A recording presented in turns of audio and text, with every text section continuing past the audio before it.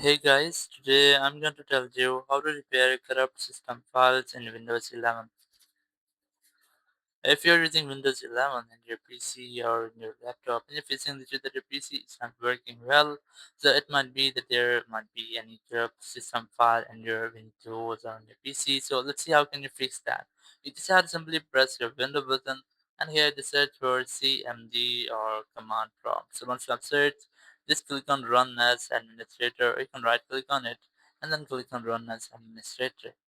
Then click on Yes. Once you get this type screen, you just have to enter a small code. Here's this SFC slash scan now. So you just have to simply enter it here. I'm gonna paste it. Once you have done, just click enter. So it will take a couple of minutes. It will completely scan your system.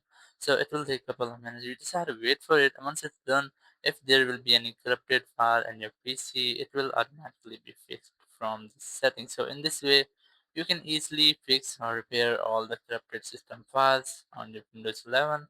Thank you very much for watching the video. Until next video, bye bye.